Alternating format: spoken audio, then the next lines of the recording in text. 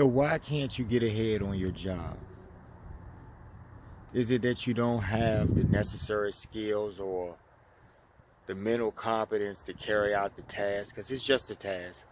Is it that? Is that the reason why you didn't get that promotion? Today we're going to talk about the narc nest, right? Your workplace environment is really a narc nest, folks.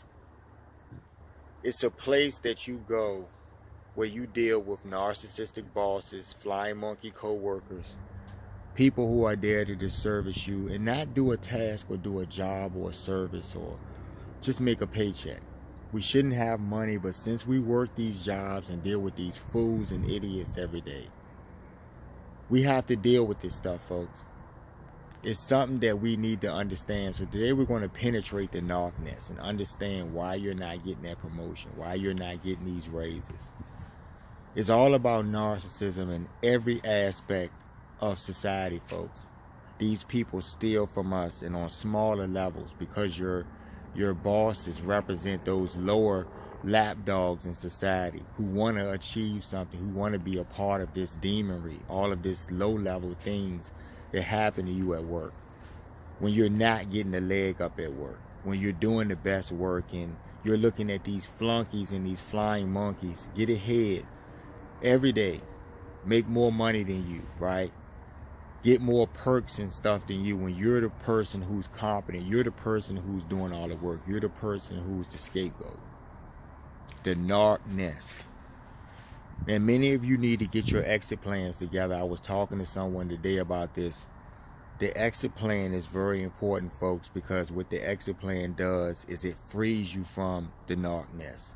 Now, the problem on a bigger level in society, folks, is that the narc nest is everywhere. Everything is a narc nest.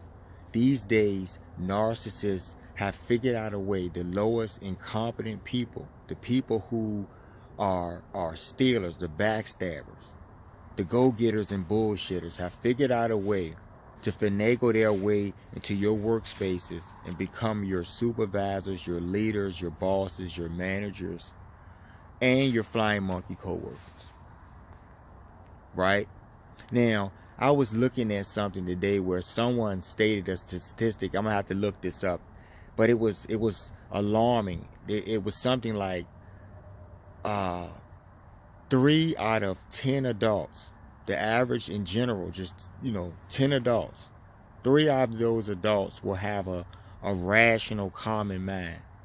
The other 7 of those adults, for every group of 10 people that you see, will have some type of mental issue.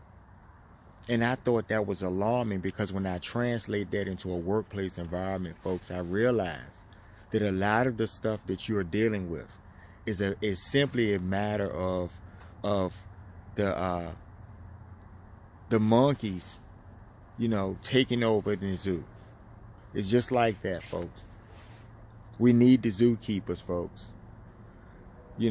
So you'll work at this job, and a lot of people that I meet, seem to talk about this servicing that they're getting at work. They're not getting fair treatment. They're not being paid fairly, but they're being overworked. And, there's a narc nest. Once you understand the reality of you going in a narc nest every day, you realize that there's never going to be a fair thing being played at this place. It's all a game, folks. The higher-ups only hire and recruit people who are similar to them in characteristics. That means that people who can lie, cheat, and steal, people who can meet a bottom line, no matter if it's ethically, in a situation where it's compromising your ethics or something, and you have to think about if you have the type of internal fortitude, right, to deal with such an environment. And but some of us have to make a living, and I get that.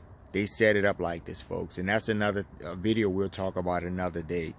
But tonight, because I got to get on this code out here, I'm just going to say that a lot of us make these decisions, folks. We don't pay attention to these people, and they become these leaders in our workplaces.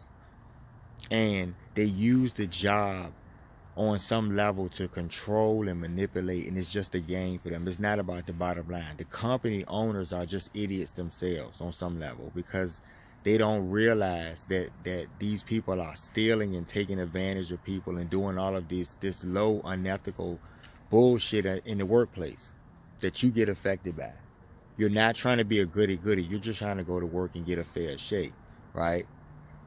If you're working there for a similar amount of time as another person, and you have more skills or competence, and you're not, you're just doing your job and you're not trying to fit in, you should be able to be rewarded because of the merit of your work. Simple. So understand that you're going to a narc nest every day, and that's the best thing for you. And that way you can formulate an exit plan, because really this is about the exit plan.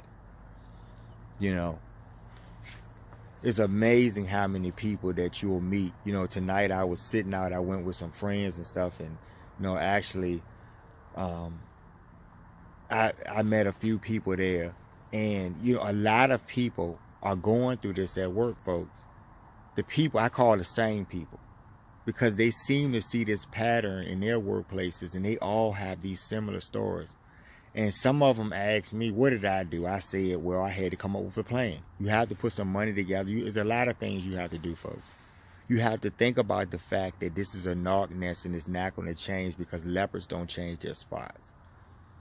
This is an off-the-cuff video. It's pretty late out, and I need to get home and get some sleep. But, I just wanted to talk to you guys about that. Think about your workplace environments and come up with a plan to figure out how long you want to deal with this. And some of you may do this for the rest of your lives until you retire. There may be some great perks at this job to deal with this bullshit. But I want you to understand, stress kills. And after a certain amount of time of dealing with things that make you frustrated and give you headaches all the time, at a certain point that's gonna bring your health down. And you got to think about how long you're going to live doing this stuff, right? It's physically challenging, and it's mentally challenging to deal with narcissists every day. And I want you guys to think about getting out of these environments. I know you may have to take a pay cut, but sometimes a pay cut is better than not living at all, folks, or going insane, folks. Especially for those of us who are not strong enough to cope with these things. But these are the environments. In most cases in your workplaces, 70% in your workplaces will be narcissistic if you're talking about leadership roles or something like that. And they're going to play a game, and they're going to hire and bring on flunkies and people that they've put in to position. So understand it'll never be fair in most cases. It's a narc nest. Just remember that. You folks go over to my website, thinkbehavior.info, pick up my book, I Love Bad Behavior. You can pick that book up on Amazon. Like, share, and subscribe to the channel. You folks have a great evening.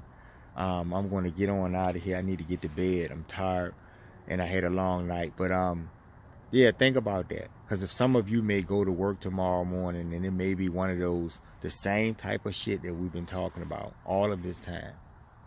It's a narc nest. Right? Free yourselves. Y'all take care.